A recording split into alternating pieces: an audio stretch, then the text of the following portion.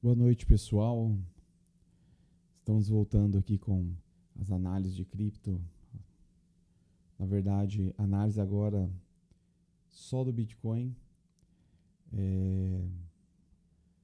Eu fiz uma seletividade assim, né?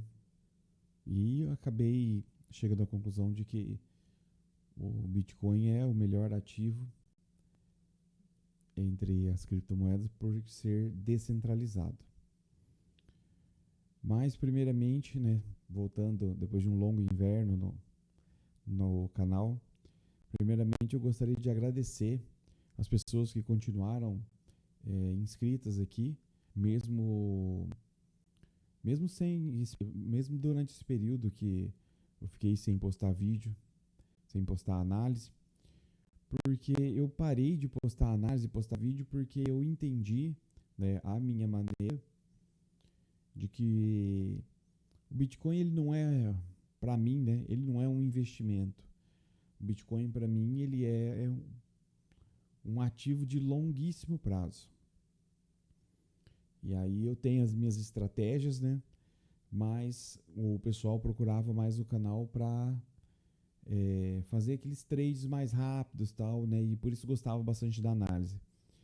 E aí eu decidi que, bom, vou voltar a fazer as análises, mas só do Bitcoin agora, né? E aí as pessoas que se sentirem à vontade de fazer esses trades mais rápidos, tal, espero que a análise sirva, né? Que o pessoal possa tomar como base aqui algumas coisas que a gente fala. E é isso aí, pessoal. Como diz o título da notícia, né? Hoje foi um dia sangrento para o Bitcoin. E agora são 9h36 da noite. Já dá para falar que foram as 24 horas, umas 24 horas bem sangrentas, assim, em relação ao Bitcoin. O pessoal despejou venda com força. Mas, conforme a gente for observando aqui os indicadores técnicos, nós vamos chegar a uma conclusão de que talvez não foi assim uma força compradora, uma força vendedora tão grande assim. Né? E aí eu vou mostrar para vocês algumas coisas aqui que ao longo do dia eu cheguei em algumas conclusões. Gostaria de pedir para você que está assistindo esse vídeo e que se essa análise servir para você, se inscreve no canal, curta, comente aí, complemente a minha análise, né? Eu quero ver a sua, a sua visão. Né? A gente tem que partir do princípio que ninguém é tão inteligente que não possa aprender e nem burro que não possa, tão burro que não possa ensinar, né? Todo mundo tem alguma coisa para ensinar e todo mundo tem alguma coisa para ser aprendida, beleza? Compartilhe esse vídeo também com uma pessoa que você queira introduzir os conceitos de Bitcoin e tal para ela. Talvez ela se anime, né? Ou talvez no dia de hoje, talvez não, né? Porque desse baita candle vermelho que nós estamos vendo, capaz da pessoa começar a falar aqueles jargões de sempre, né? Bitcoin é pirâmide, Bitcoin morreu, né? Bitcoin já morreu umas 476 vezes, segundo os especialistas do mercado. E estamos aí, né? Acabamos de bater alta histórica de novo, né? A última alta histórica, salvo engano, foi 2021. E batemos uma alta histórica aí de novo. Então, mas hoje, né, o dia foi um pouco trágico. Vamos fazer a nossa análise de hoje, né? A gente pode ver que meu gráfico já está bem poluído, né? Primeiro eu vou comentar um pouco, né? Por que tem tanto canal, né, duplicado aqui nos meus estudos, né? Eu parto do princípio que é o seguinte: quando nós entramos num canal e ele executa certinho esse canal, obedecendo aqui, por exemplo, ó, o meio do canal, nós podemos ver essa linha pontilhada que ela simboliza o meio do canal, certo? E aí quando ele sai fora do canal, né, o preço já empurra para dentro de novo, ele trabalha na parte de cima, depois veio e trabalhou aqui na parte de baixo, trabalhou na parte de baixo, rompeu, quis vir testar o meio do canal de novo, mas aí ele já foi de uma vez. Quando acontece esse tipo de coisa, o preço ele costuma replicar o movimento em até 3 vezes a espessura, né, o tamanho do canal. Ou seja, ele replicou aqui uma vez e nós podemos ver que esse candle de alta aqui, ele teve uma rejeição grande justamente, né, no topo desse segundo canal e chegou muito próximo aqui, né, na nossa máxima histórica de acompanhar o topo do terceiro canal aqui, certo? Então, por isso tem tanto canais replicados aqui no meu estudo. E aí agora acho que ele já perdeu um pouco do sentido, então eu vou eliminar aqui. Pelo menos esse terceiro. O segundo ainda eu vou deixar, porque a gente está trabalhando aqui numa região em que ele pode vir a testar aqui o meio desse segundo canal. Igual ele fez aqui, ele veio, ele testou o meio do canal, foi projetado para cima. E aí ele teve uma rejeição, voltou, só que aqui ele pegou um suporte no 63.709 e foi suficiente para jogar o preço para cima de novo. E aí ele ficou trabalhando dentro dessa consolidação que eu acreditava ser uma acumulação para que talvez ele prosseguisse subindo. Porém, ao longo, né, dessa lateralização dele, eu fui percebendo que ele foi perdendo muita força. Então aí nós temos aqui a possibilidade dele vir testar o meio, né, desse segundo canal. Por isso eu vou deixar ele aqui por enquanto. Mas vamos observar agora o dia de hoje, né? Eu gosto de observar o time frame dos 240 minutos, né? Popular 4 horas. E bom, nós vimos, né? Vínhamos dessa consolidação, né? Igual eu falei. E aí o que é o interessante, né? Que eu comentei que eu vi que ao longo do tempo essa consolidação aqui ela foi perdendo força. Em qual sentido ela foi perdendo força? Nós temos aqui um topo e nós temos aqui um topo no IFR, né? Que aqui, salvo engano, ele é o RSI. E esse é um indicador que demonstra a força compradora e a força vendedora. Se ele está mais para esse lado de cima, né? Quer dizer que ele está com uma força compradora muito forte. E aqui, nesse caso, ele já está sobrecomprado, ou seja, é como se este preço aqui já estivesse muito caro para essa força aqui. E aí ele começa a corrigir, né, no caso, a enfraquecer a força compradora, que foi o que aconteceu. Eu vou pegar uma outra cor para ilustrar. Nós tivemos aqui daí esse topo, e aí já tivemos um topo de índice de força relativa mais baixo do que esse aqui. Ou seja, ele conseguiu subir até um patamar mais alto do que o preço aqui, onde ele está, sem fazer muita força. Isso demonstra o quê? A ausência de pressão vendedora. Por que isso? Quando você quer vender alguma coisa, qualquer coisa, você quer vender, sei lá, uma caneta, você quer vender ela no preço mais caro que você conseguir para obter o máximo de lucro que você conseguir, certo?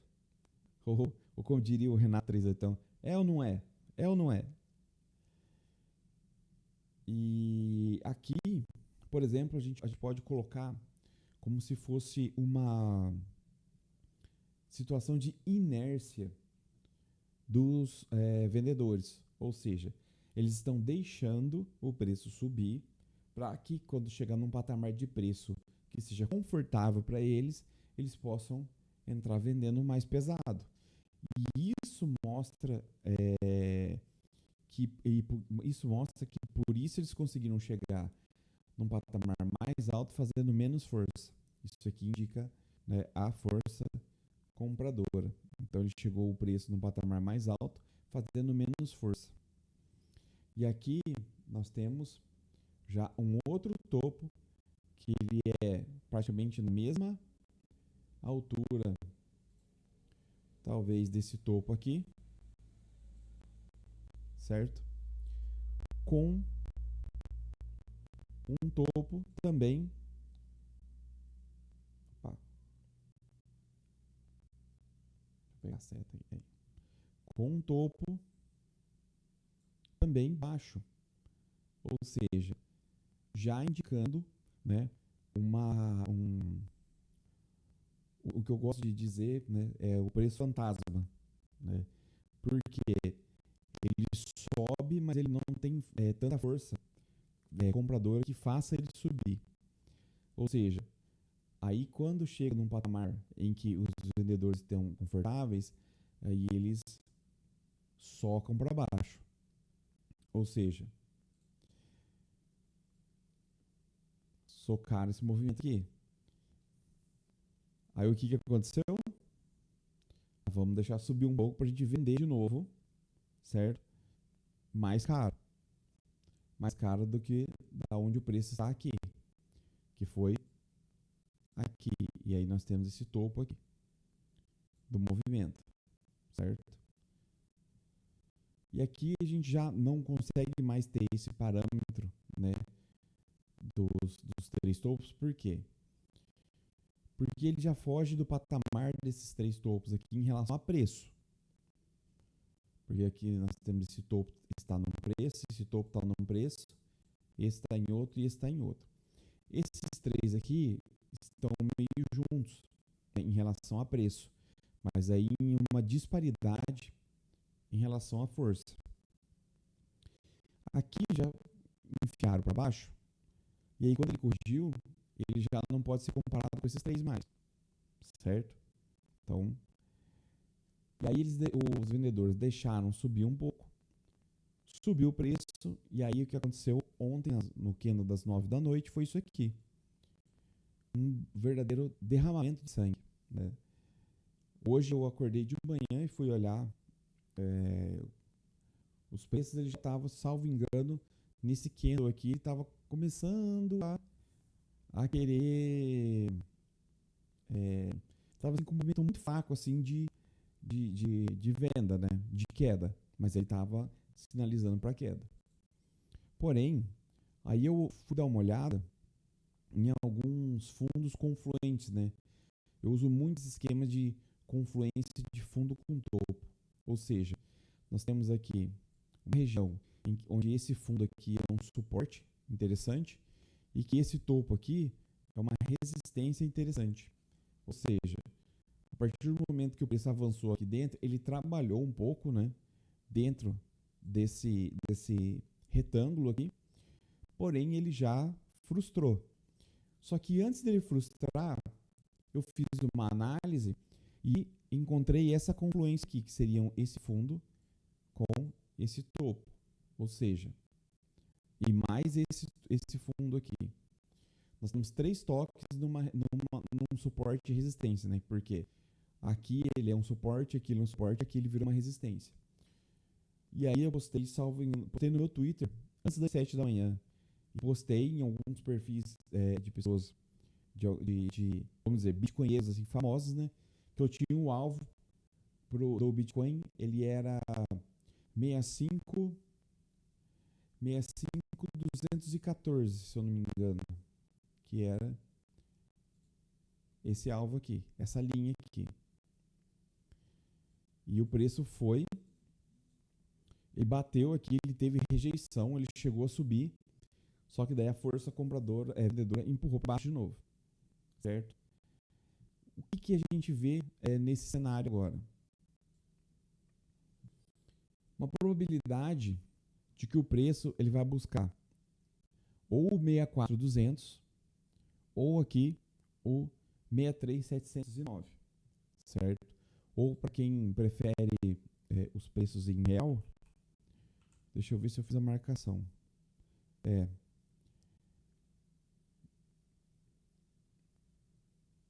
Primeiro suporte que eu marquei aqui foi no 325.729. E aí nós vamos ter provavelmente aqui uma região. Que na verdade, todo suporte, toda resistência, ele é uma região. Ele não é só uma linha, bateu, voltou. Acontece de vez em quando, mas muito raro isso. Estou um pouco destreinado aqui no trading, viu, pessoal? Acho que é aqui. Isso. Então, ó, nós vamos ter essa região aqui. Interessante. Caramba.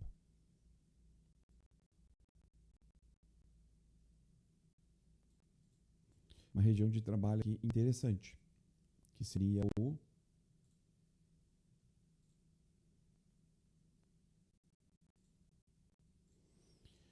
entre o 324.080 e o 325.729. E aí, por que eu marquei essa região? Nós temos aqui um fundo e dois topos tocando essa região. Então, se o preço chegar até esse patamar, que pode ser que ele chegue a trabalhar nesse patamar, porém, aqui pelo indicador do EFR, ele já está ficando muito... O preço está começando a ficar muito baixo para a quantidade de força vendedora. Perdão. E toda vez que ele chega próximo a essa linha pontilhada, se nós observarmos aqui, o preço foi ejetado para cima. Ele não teve força para retomar uma alta, mas o preço é ejetado. Aqui, o preço foi ejetado para cima de novo também. Então, o que nós podemos observar é o seguinte: existe a possibilidade de que isso aconteça. E aqui nós temos esse candle positivo que já sinalizou que realmente pode acontecer. Do que nós dependemos agora?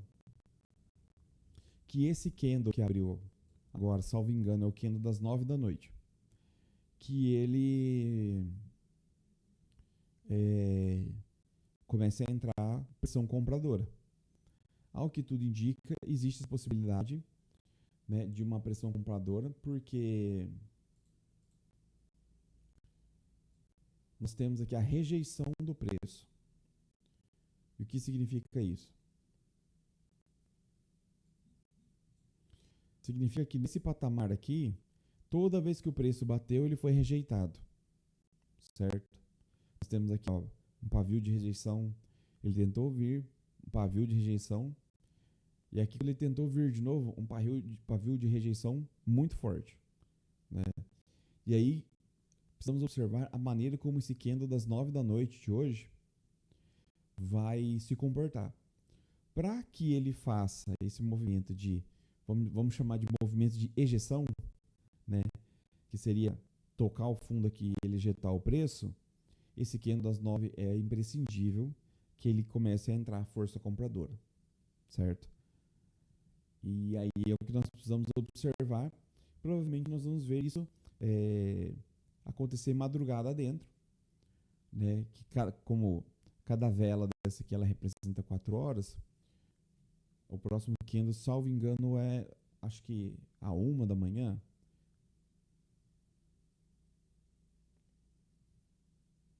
Uma da manhã, 5 da manhã e 9 da manhã de novo. Então, acredito eu que é isso. Então, pessoal, a minha visão, né, da análise técnica para o Bitcoin, para vocês aqui hoje que eu tenho, é isso, é mais explicando o que aconteceu hoje em relação à parte da análise técnica, né? E vou voltar aqui no dólar, porque eu costumo fazer meus estudos no dólar. E aí, às vezes, eu vou conversar com alguns clientes, né, de análise e com algumas pessoas assim que são próximas a mim que que compram o Bitcoin, eu falo, não, falo para as pessoas assim, eu tenho um alvo nos 62 mil, só que é 62 mil dólares, né? A pessoa, meu Deus do céu, vai cair. Ela fala, não, não, não, não, é dólar, é dólar. Eu preciso sempre ficar fazendo essa conversão entre dólar para real. Daqui a pouco eu tô começando a fazer essa conversão de cabeça já até, porque a gente tem o nosso padrão dólar, né? Padrão dólar real é 5. Então é só pegar o preço em dólar e multiplicar por 5. E a você que assistiu esse vídeo até o final aqui, não se esqueça de se inscrever, curtir, compartilhar esse vídeo. Se essa análise foi útil para você e você tiver alguns satoshis sobrando aí, ajude o canal, tem um QR Code aí que vai direto para a minha carteira da Wallet of Satoshi, via Lightning Network. Você vai ter muito pouco custo para mandar, então estou aceitando aí, porque quanto mais Satoshi eu conseguir juntar, comprando, recebendo doações, porque minerar, infelizmente, não dá, né? Não dá para competir com as grandes fazendas de mineração de Bitcoin. Então, se Deus tocar no seu coração aí, essa análise for útil, eu aceito de bom grado aí 1 satoshi, 2 satoshi, que tocar no seu coração aí, beleza? Pessoal, uma boa noite. Vamos ter responsabilidade e juízo. Até mais.